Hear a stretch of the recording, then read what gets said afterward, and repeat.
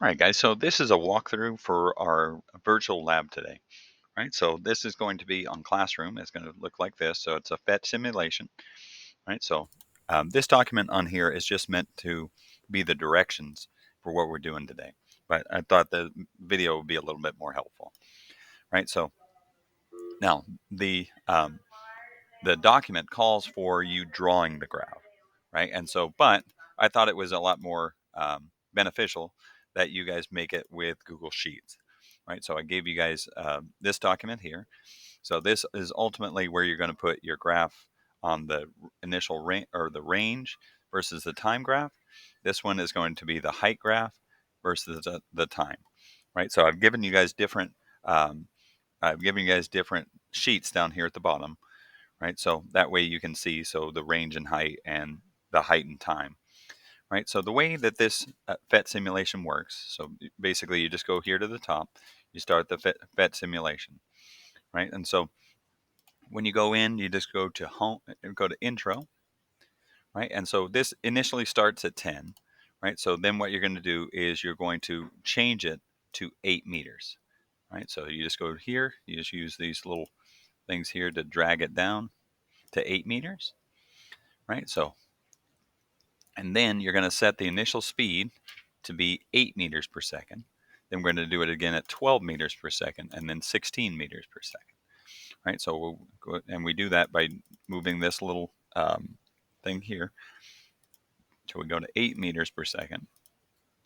Right. And we fire.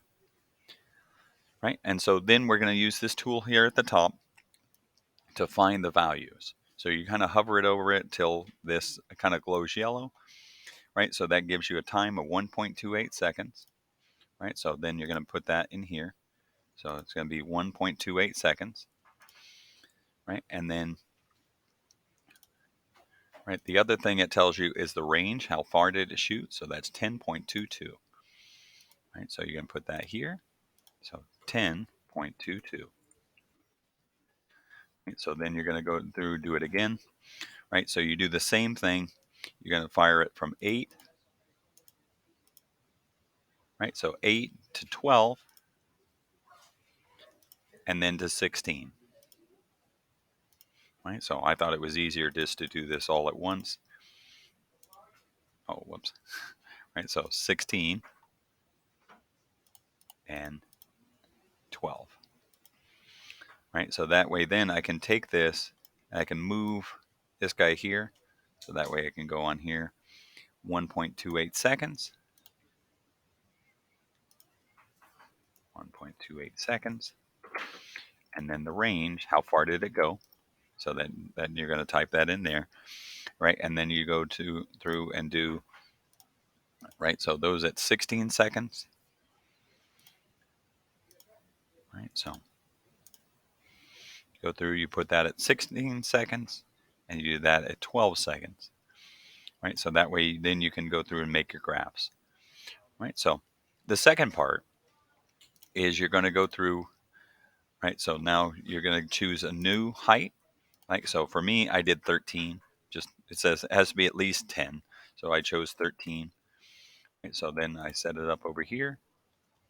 I'll move him up to 13. You can use this key here, so the little eraser, to erase what you've done. So that way things don't get a little bit complicated. Right, so then it also says on here down at the bottom, right, so basically at least 10 meters high and moving at least 20 meters per second. So I always try to take it to the extreme. So I just move it all the way over here. So I did it to 30. So then what I'd put over here is I put here at 30 meters per second, right? And then you're going to go through, you use the same tool again to find your range. Now, when it does that, when it goes off the screen, you can use the little minus button. So that way it'll put it so that way you can see it. So when you go over here, so then now you can find the time and the range, right? So now once you get this, right, so I'll just do that one. So 1.63, right, and the range was 48.84. 48.84.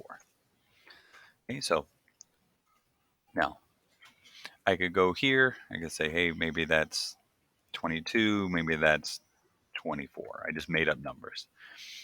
Right. So then what I've done, one of the reasons why I made these two extra sheets, right? Usually the easiest thing to do is to take all that data and I'm going to move it to each one of these sheets here.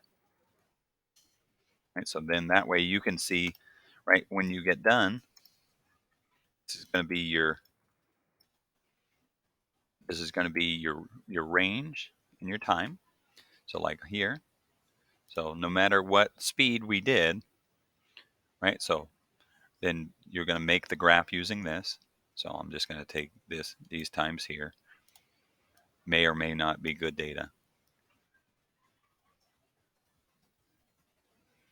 Right, so then when you get there, the way you make a graph, because basically what I want to do is I want to put the thing that I'm looking for, the range and the time, right? So meaning that now my other one out here, this going to be a range and a time,